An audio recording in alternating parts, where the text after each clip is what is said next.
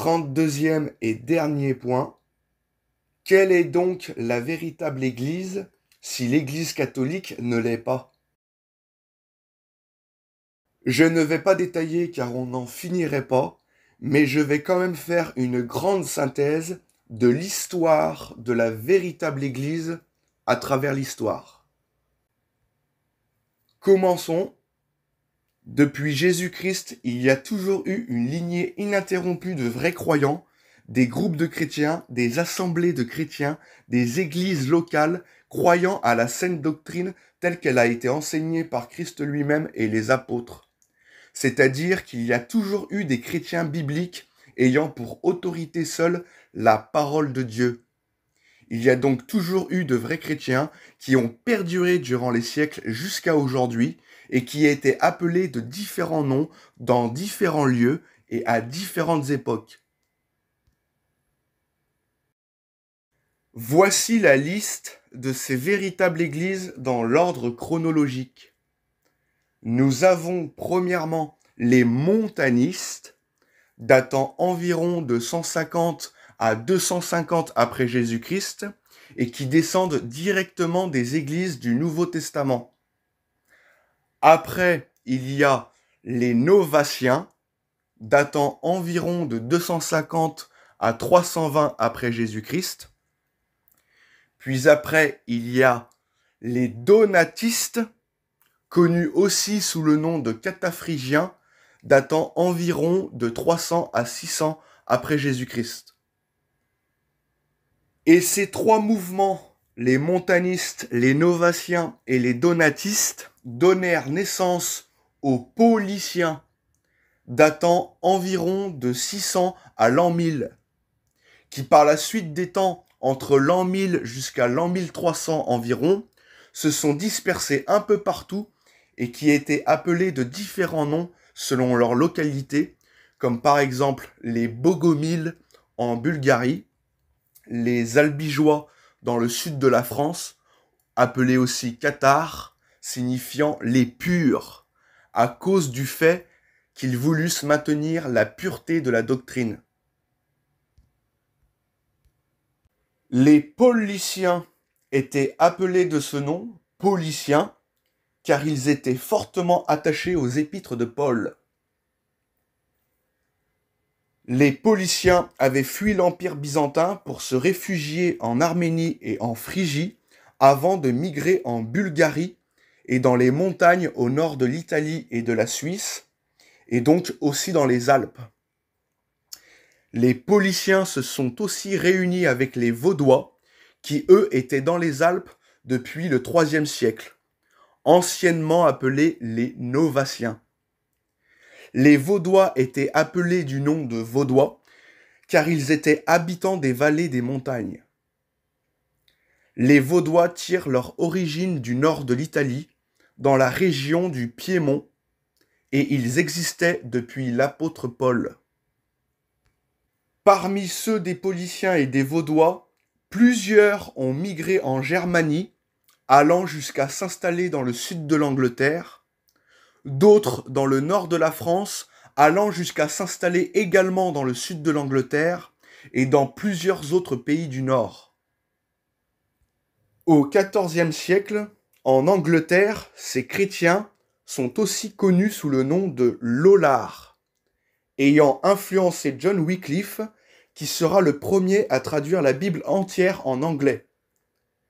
Aussi du côté de l'Est, les disciples de John Huss, ancien prêtre catholique, s'étaient unis aux Vaudois, connus aussi sous le nom des frères bohémiens. Puis l'ère des Vaudois se terminant environ entre 1600 et 1700. Et durant même la réforme protestante, les Vaudois ont continué à être persécutés et massacrés. Certains réformateurs, comme Ulrich Zwingli, se sont aussi mis à persécuter ces chrétiens baptistes. Les Vaudois ont donc fini par disparaître par l'extrême persécution. Mais aussi certains de ces groupes de Vaudois baptistes ont fait des compromis, se fondant malheureusement dans la réforme protestante. Quand les Pauliciens sont arrivés dans le sud de la France, ils se sont affiliés avec d'anciennes églises donatistes qui rejetaient comme eux l'Église catholique. Les Pauliciens se joignant à eux, il y a donc eu une explosion baptiste. On y trouvait donc des cathares, appelés aussi albigeois, du côté des Pyrénées-Atlantiques et orientales, partout en Occitanie. Et il y avait aussi les Pétrobusiens vers les Alpes, les Henriciens du côté de la Suisse, et les Arnoldistes au nord de l'Italie. Et bien sûr les Vaudois étant présents dans toute la France et l'Europe. Tous ces groupes de vrais chrétiens croyant en la même chose, la Bible. Ce sont les baptistes de l'ancien temps qui se sont éparpillés partout en Europe. Tous ces groupes baptistes avaient formé des églises partout en Europe. C'est d'ailleurs pourquoi l'Inquisition fut mise en place par l'Église catholique exclusivement pour exterminer les baptistes. Aujourd'hui, les baptistes sont l'héritage de tous ces vrais chrétiens qui ont traversé l'histoire. Alors attention, je ne parle pas des baptistes évangéliques, protestants et calvinistes. Non, je parle des églises baptistes fondamentalistes et indépendantes, qui sont l'héritage de ces vrais chrétiens du passé, mais qui aujourd'hui sont malheureusement très peu nombreuses en Europe. C'est principalement en Amérique que l'on trouve de ces vraies églises baptistes, étant l'héritage des vrais chrétiens baptistes du passé, et ayant trouvé refuge en Amérique, dont ils sont même les principaux fondateurs de ce grand continent. Les baptistes sont les plus proches des Écritures, croyant évidemment à la doctrine fondamentale du salut par la foi seule et de la Trinité. Tous ces groupes de vrais chrétiens qui existaient auparavant étaient appelés anabaptistes, car ils rebaptisaient conformément aux Saintes Écritures les personnes qui avaient reçu un baptême catholique. Les Pauliciens, les Albigeois, les Vaudois, etc. étaient anabaptistes. Tous ces groupes de chrétiens attachés à la Sainte Parole sont communément appelés avec le temps les baptistes. Alors attention, petite remarque, aujourd'hui il y a des anabaptistes qui ne sont pas de vrais chrétiens, comme les Ménonites, les Amish. Voilà, il y a donc toujours eu, depuis Jésus-Christ, deux lignées de croyants. Les églises apostates donnant ainsi naissance à l'église catholique au temps de Constantin et de l'évêque Sylvestre, un hérétique de l'église apostate de Rome, et les fidèles églises anabaptistes attachées à la parole étant conformes aux églises du Nouveau Testament et qui ont traversé tous les siècles jusqu'à aujourd'hui, connues maintenant sous le nom de baptistes. Cette lignée de véritables églises qui ont perduré jusqu'à maintenant ne procède ni de l'Église catholique, ni du protestantisme, ni d'aucune autre secte, mais elle procède de Jésus-Christ lui-même et de l'Église primitive du temps du Nouveau Testament. Outre certains de ces groupes de vrais chrétiens que nous avons cités, il y avait aussi des groupes de vrais chrétiens sans nom, non répertoriés par l'histoire, et qui croyaient bien évidemment aux doctrines fondamentales dont le salut par la foi seule et la Trinité. Alors après, lorsque nous lisons ce que dit le net à propos des croyances des montanistes, des albigeois, des pauliciens, etc., ils sont accusés faussement d'hérésie. L'Église catholique a porté de faux témoignages contre ces assemblées de vrais chrétiens pour justifier leurs croisades et pour justifier leurs massacres. L'Église catholique a porté de nombreux faux témoignages à leur insu et les ont volontairement confondus avec d'anciennes sectes telles que les gnostiques, les manichéens, etc.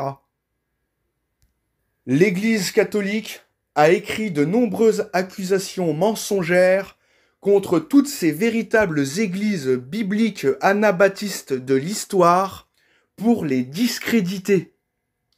C'est pourquoi le net est truffé d'accusations mensongères à leur sujet, accusés entre autres d'être des antitrinitaires. Mais si vous cherchez bien, vous trouverez dans certains livres de vraies infos sur cette manigance de l'Église catholique envers les baptistes du passé.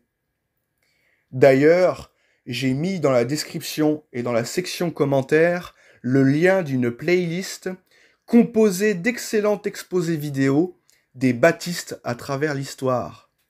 Ces exposés expliquent et retracent l'histoire de ces vraies églises, accusées à tort d'hérésie par l'Église catholique. À voir absolument. Alors il est évident que parmi les croyances de tous ces anabaptistes, de tous ces vrais groupes de chrétiens qui ont traversé l'histoire, certains de ces groupes croyaient en des choses fausses. Mais concernant les doctrines fondamentales, ils étaient carrés, conformes à la saine doctrine, ce qui faisait d'eux des vrais chrétiens. Parce qu'il y a toujours eu de vraies églises croyant aux doctrines fondamentales, mais qui parfois se sont trompées sur des doctrines mineures. Ça ne fait pas d'eux pour autant des non-chrétiens. Puisque parmi eux, le solide fondement restait debout. Ils croyaient à toutes les doctrines fondamentales, notamment le salut par la foi seule et la Trinité.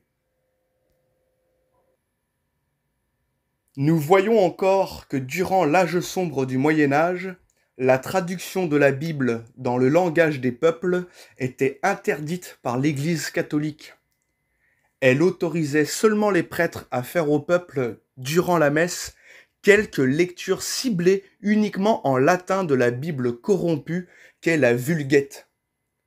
Les gens restaient donc dans l'ignorance des Écritures, puisque durant cette période du Moyen-Âge, plus grand monde lisait ou parlait le latin.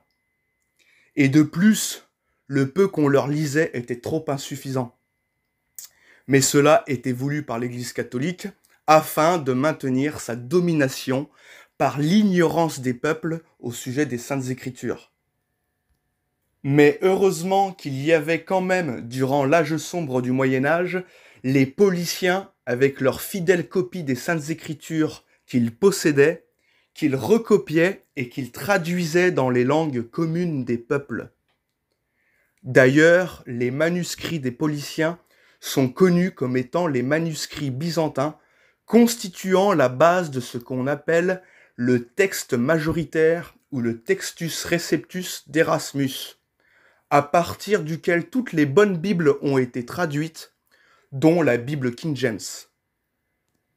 Les manuscrits pauliciens et vaudois ont été sur quoi toutes les églises anabaptistes d'Europe se basaient durant l'âge sombre du Moyen-Âge jusqu'à la Réforme protestante. La Bible Vulgate que l'Église catholique utilise n'était donc pas sur quoi les vraies églises à travers l'histoire s'appuyaient. D'ailleurs, durant la Réforme protestante, la plupart des réformateurs protestants se sont majoritairement appuyés sur les manuscrits des Pauliciens et Vaudois pour traduire et éditer la Bible. Aussi, la première Bible traduite en français du Textus Receptus est la Bible d'Olivetan, qui était un baptiste puisqu'il était vaudois. Maintenant, les catholiques disent souvent que si nous ne sommes pas catholiques ou orthodoxes, nous sommes forcément protestants. Ce qui n'est pas vrai, puisque premièrement, les protestants croient à un salut par les œuvres, même s'ils disent croire à un salut par la foi seule. C'est ce que nous verrons dans une prochaine vidéo. Et que deuxièmement, le protestantisme est une réforme du sein du catholicisme orchestrée par les réformateurs tels que Luther, Calvin, Zwingli, John Knox, etc. Puis troisièmement, comme nous l'avons très bien vu, toutes ces assemblées de vrais chrétiens ont toujours existé et perduré. Toutes ces véritables églises existaient bien avant la réforme protestante et elles s'opposaient déjà à bien grand nombre de fausses doctrines de l'Église catholique. Voilà, tout ce que l'on peut trouver de vrai dans le protestantisme était et a toujours été cru par les vrais chrétiens à travers l'histoire. Les protestants n'ont rien inventé. Certes, ils se sont détachés de nombreuses fausses doctrines de l'Église catholique, mais ils sont toujours restés attachés au salut par les œuvres, ce qui est une hérésie de damnation. D'ailleurs, Luther a été influencé par les Vaudois, car là où il résidait, dans la ville de Wittenberg, il y avait une église vaudoise comptant environ 500 membres. Et lorsque sa tête fut mise à prix par l'église catholique, il s'en est allé pour se réfugier chez les Vaudois de Bohême. Il savait donc très bien que les Vaudois croyaient au salut par la foi seule.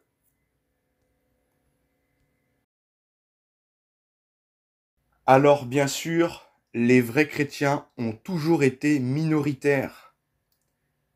Et ils ont été fortement persécutés, principalement par l'Église catholique, au point qu'ils eussent presque été exterminés. Mais à chaque génération, il y a toujours eu ces vraies assemblées de chrétiens résistant aux persécutions, même si parfois il y a eu des époques où ils étaient vraiment peu nombreux. Il y a quand même toujours eu une continuité ininterrompue de vrais croyants. Et c'est pareil aujourd'hui, les vrais chrétiens sont le faible reste d'Israël. Comme le dit l'apôtre Paul dans Romains 11, verset 5, de même aussi, dans le temps présent, il y a un reste selon l'élection de la grâce. Au temps du prophète Élie, il y avait 7000 hommes dans tout Israël qui n'avaient pas fléchi le genou devant Baal. Et de même, au temps présent de Paul, il nous dit qu'il y avait un faible reste de vrais chrétiens. Et puisque comme il n'y a rien de nouveau sous le soleil, aujourd'hui encore, et ce depuis toujours, nous sommes un faible reste de vrais croyants. Et nous le constatons fort bien, car combien parmi tous ceux qui se disent chrétiens le sont vraiment? Combien sont ceux qui croient réellement au salut par la foi seule? Pas des masses, on est d'accord. L'Écriture dit donc vrai. Maintenant, pour revenir sur les catholiques, il y en a qui sont de vrais chrétiens à devenir. Car si on leur expliquait la doctrine fondamentale du salut par la foi seule, il y en aurait quelques-uns qui accepteraient et qui seraient ainsi sauvés. C'est donc pourquoi il ne faut pas hésiter à annoncer le vrai évangile aux catholiques. Il y a aussi des catholiques qui sont de vrais chrétiens dans leur cœur, croyant à la doctrine du salut par la foi seule, mais qui par influence de l'Église catholique disent de la bouche croire à un salut par la foi et les œuvres, mais qui au-dedans d'eux croient vraiment au salut par la foi seule et aux autres doctrines fondamentales. Il y a aussi ceux qui ne veulent pas avouer qu'ils ont tort, mais qui croient dans leur cœur au vrai évangile du salut par la foi seule. Il y a aussi ceux qui sont emportés à tout vent de doctrine par les nombreuses fausses doctrines enseignées par l'Église catholique. Et donc, n'ayant pas une connaissance solide des Écritures, ils répètent alors les mêmes bêtises qu'ils entendent de leurs prêtres.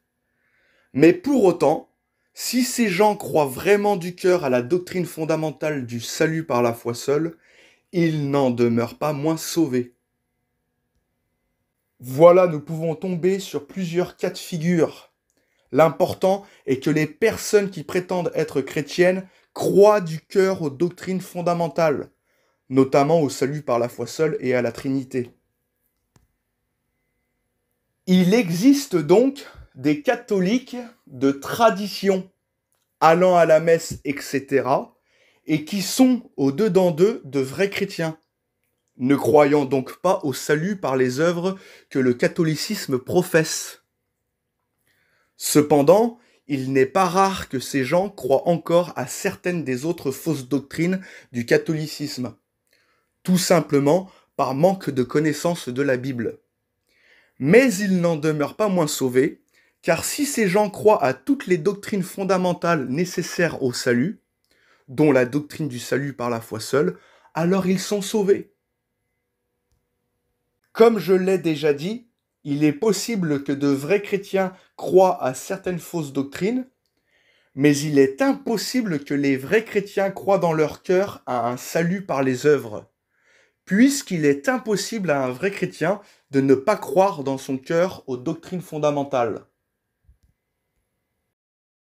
Il existe donc de vrais chrétiens connaissant et croyant bien aux fondamentaux du vrai christianisme, mais qui, par orgueil et par traditionnalisme, fréquentent de fausses églises, dont l'Église catholique. La Bible nous montre clairement ce genre de cas de figure. Jean 12, versets 42 et 43. Cependant, même parmi les chefs, plusieurs crurent en lui, mais à cause des pharisiens, ils n'en faisaient pas l'aveu, dans la crainte d'être exclus de la synagogue. Car ils aimèrent la gloire des hommes plus que la gloire de Dieu.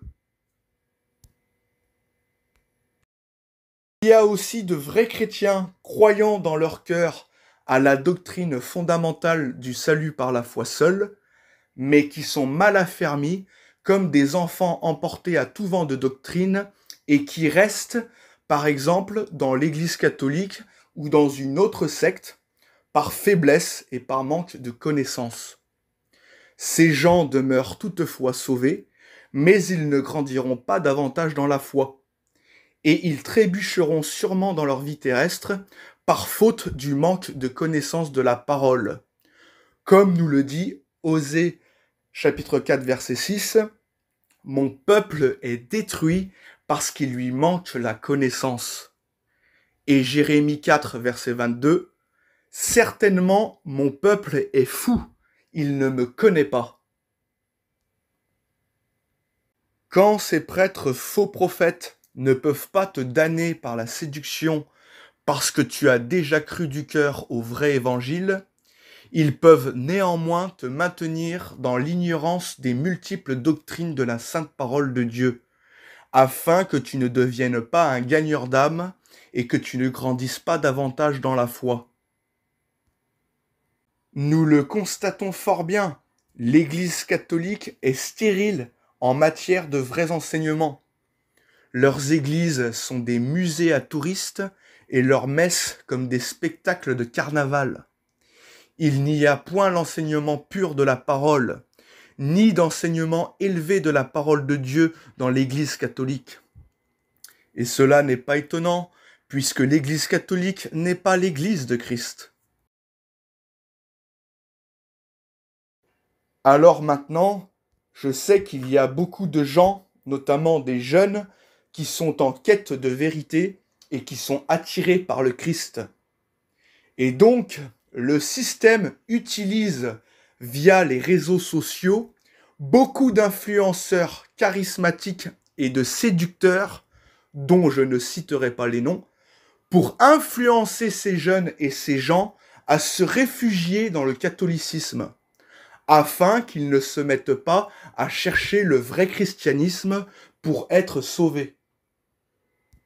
C'est de l'opposition contrôlée, mise en place par le système pour séduire ceux qui se mettent à chercher la vérité sur tout et qui ne veulent pas se conformer à l'abrutissement ambiant du système.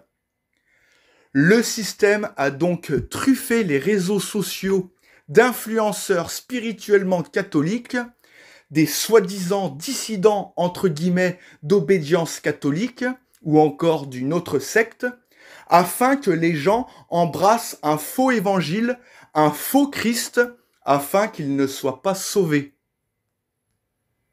L'Église catholique a donc pour rôle et devoir de maintenir les brebis récalcitrantes du système dans leur faux christianisme. Comme c'est également le rôle des autres sectes du christianisme d'ailleurs.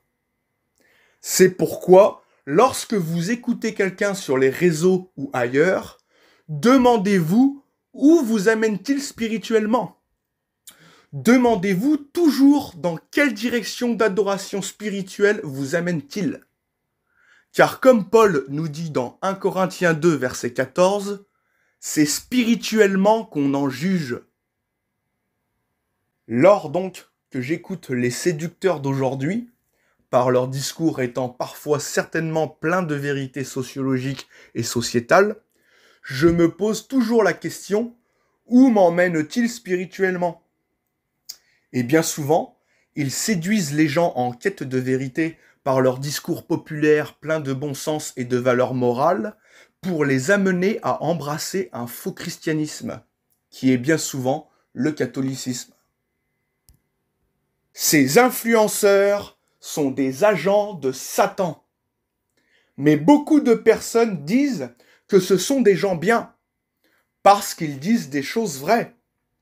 Mais sachez que le diable aussi dit la vérité, mais jamais entièrement la vérité, ce qui devient du mensonge. Satan dit des choses vraies pour ensuite induire en erreur la personne qui s'est laissée séduire, notamment pour l'amener à croire à une falsification du vrai christianisme. Ces agents jouent donc des rôles bien précis en séduisant et disant des vérités que les gens du peuple embrassent afin de les amener par leur discours de mâles alpha patriotes traditionnels à embrasser le faux christianisme qu'est l'Église catholique.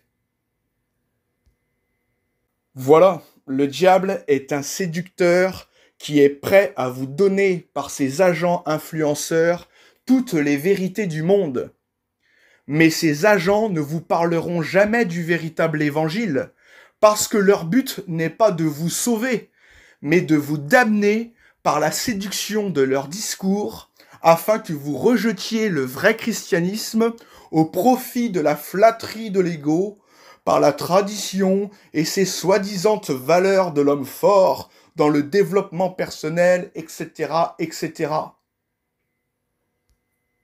C'est du vent que d'aller à la salle, de bomber le torse, de faire l'intellectuel philosophe, de prendre des douches froides, et puis de se donner un air de piété en allant dans une église qui n'en est pas réellement une. Si vous voulez faire des muscles spirituellement parlant, lisez la Bible, étudiez-la, apprenez-la, et soyez des mâles alpha, autrement dit des hommes forts, en vous exposant à annoncer le vrai évangile aux gens que vous rencontrerez, afin qu'ils soient sauvés.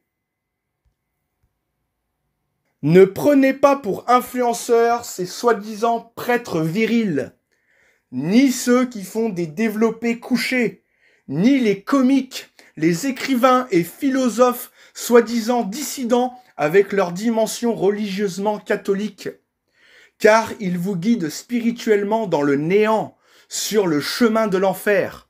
Non, vous n'avez pas besoin d'eux, car vous avez tout ce dont vous avez besoin comme influenceur et guide dans la Bible. Prenez comme influenceur l'apôtre Paul, par exemple, et vous verrez que vous deviendrez des hommes, des vrais. Comme il le dit si bien dans 1 Corinthiens 11, verset 1, « Soyez mes imitateurs, comme je le suis moi-même de Christ. » Si nous voulons être forts dans le Seigneur, nous devons, selon 1 Timothée 4, versets 7 et 8, nous exercer à la piété, car l'exercice corporel est utile à peu de choses, tandis que la piété est utile à tout. Et l'on acquiert donc de la piété agréable à Dieu et utile aux hommes, en ayant de la connaissance de la parole de Dieu. Voilà, c'est la fin de mon exposé sur cette secte millénaire qu'est le catholicisme. Je ne ferai sûrement donc pas d'exposé sur l'Église orthodoxe, car c'est la même chose que l'Église catholique à 2 poils près. Ce sont quasiment les mêmes croyances, sauf que l'Église orthodoxe est encore plus idolâtre. Maintenant, si vous voulez regarder l'histoire des baptistes à travers l'histoire et d'autres vidéos concernant la fraude du catholicisme, allez dans la playlist qui s'intitule « La vérité sur le catholicisme ». Vous trouverez le lien dans la description de la vidéo et dans le commentaire épinglé. Ou bien encore, vous trouverez la playlist sur ma chaîne. Voilà. Bonne lecture et que Dieu vous bénisse. Oh, Alléluia! Gloire, louange à notre Dieu, Alléluia! Alléluia! Tel le cantique que chantent les rachetés, ils élèvent le Dieu vivant, Alléluia! Alléluia! Bénissons l'Éternel, nous célébrons sa grandeur, nous chantons Alléluia! Alléluia! Chantons Alléluia! Crions Alléluia! Nous proclamons Alléluia! Alléluia! Alléluia! À celui qui est sur le trône et à l'agneau soit toute la gloire. À toi la gloire, Dieu de vérité. Nous nous levons pour te rendre l'hommage et la louange qui vient de nos cœurs, lavé dans le sang de l'agneau. Béni soit l'Éternel, chantons à toi la gloire. À toi la gloire, Dieu de vérité. Nous nous levons pour te rendre l'hommage et la louange qui vient de nos cœurs, lavé dans le sang de l'agneau.